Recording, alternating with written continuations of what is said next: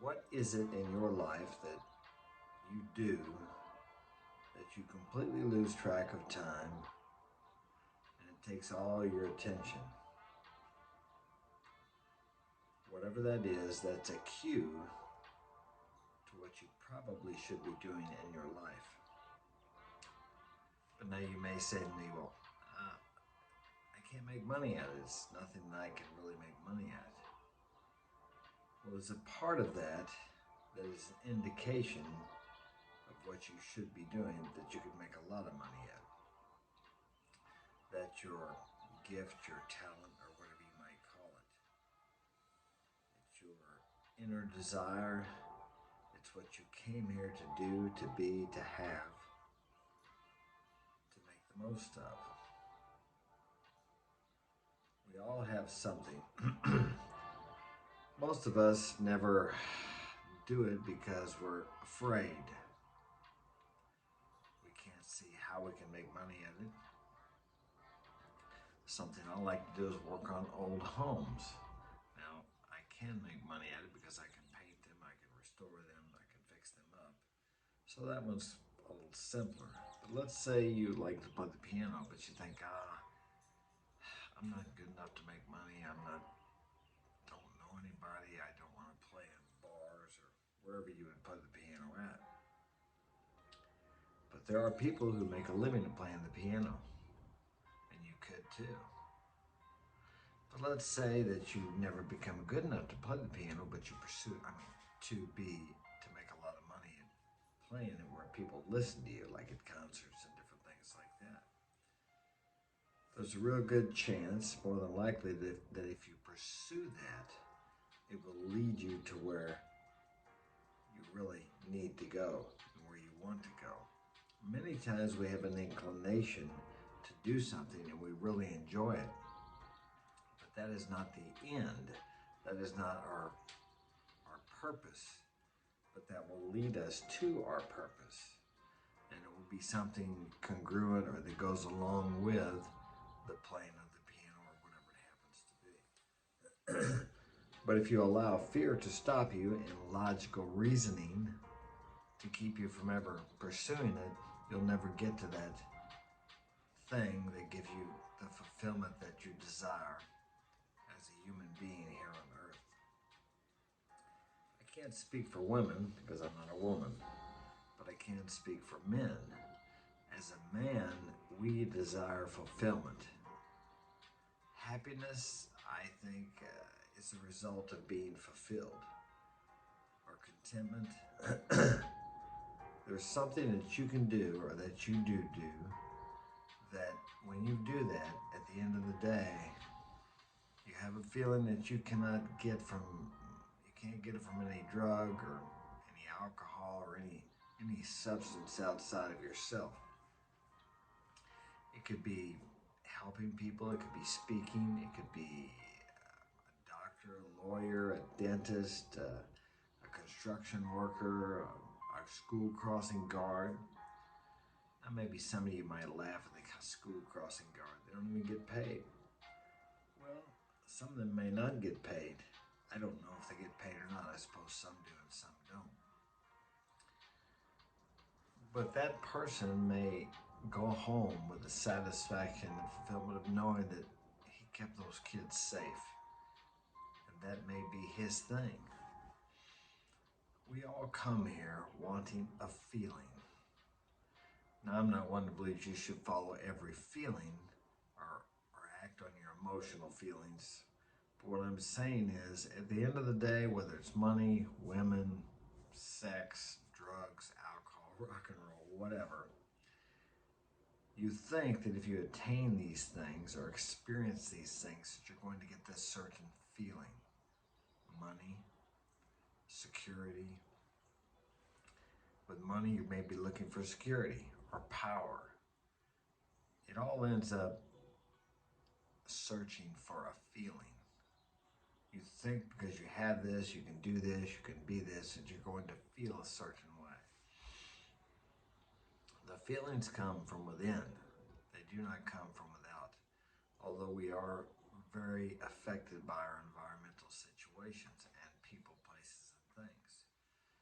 you know, you become part of what you are around. So be careful what you are around. And nowadays, it's easy to be around successful people. You can be around them through YouTube videos. All these things influence you just the same as TV commercials, social media commercials. All these things have an effect on your inner world. And your outer world is a direct result of what's going on in your inner world. But this thing that is within you, you need to pursue it. Now, you don't have to quit your job and start to pursue this, but you can start to pursue it a little at a time and allow it to take over you, allow it to become part of you, allow it to guide you. And this will lead you to what you come here to accomplish in this big green ball, this earth, as we call it. And you will achieve that feeling that you try to get from relationships, drugs, alcohol, music, whatever. And it's something that is indescribable, and you just can't buy it. And no one else can really give it to you. You can only give that gift to yourself. As I said, you must overcome the fear. And you must overcome the logic and the reason that tells you and continues to tell you that you're not to pursue this, that it doesn't make any sense, that it's not going to work, you're going to be wasting your time, it's never going to amount to anything. How many people, would we even have electricity today, electric lights, if Edison and who was the other one, Tesla would have listened to people? I'm sure that some people thought their ideas were crazy. Candles were the way to go. What about flying? The Wright brothers. Many newspapers were afraid to print the first account of flight at Kitty Hawk because they had proved, the experts, let's go with that, the experts, the scientific experts, had proved that man could never fly. We've heard something about experts lately, but I gotta keep this positive so we won't get into that. The science, the science. Science has been consistently proved wrong time and time again. I want to get off on some negativity here, but I won't. So what I'm going to say here is, if it's believable, if you can believe it, you can achieve it. Yeah, that's an old cliche, but it's true. If you really believe it, because your outer world is formed by the beliefs you have in your inner world. You choose what type of life you live. Some people say you create your life. Other people say you step into that reality. Either way, when you believe something, you start seeing the opportunities to make this belief become a reality.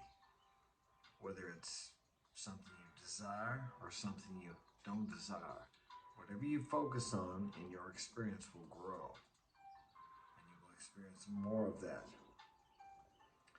I heard someone say once that if people would put the same emotional energy into talking about what they desire that they do into complaining, their desires would appear miraculously within a few moments.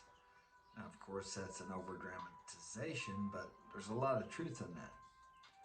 Do you ever stop to listen to yourself about how much emotion and feeling and imagination and visualization you put into your complaining, the things you talk about when you're complaining? Try putting that same emotion into talking about what you desire. Like, I'm going to have a great day. This is going to be one of the best days of my life. I believe something wonderful is going to happen to me today. It's going to change my life forever. I heard that one from a guy. And every time I say that, 2 or 3 times in the morning, at the end of the day, when I look back, I can see some wonderful things happen to me that day. But you say it with emotion. I believe something wonderful is going to happen to me today. It's going to change my life forever. And there are people that call this esoteric woo-woo stuff. But they wanted to lock up Marconi because he believed that he could transmit voices through the air without wires. This is before they had wireless telegraph. telegraph. Everything was done by wires. So I thought he was crazy. His best friends did. So maybe some of this is esoteric woo-woo stuff, but it works. I don't think any of you will disagree that every action is preceded by a thought, whether it be subconscious or conscious. So your thinking does guide you into certain experiences, realities, and opportunities.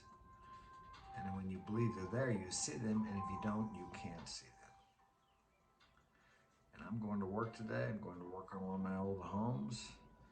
And I wish you a very good day. Take care. Thanks for joining me. Share this with a friend, and I will see you next time.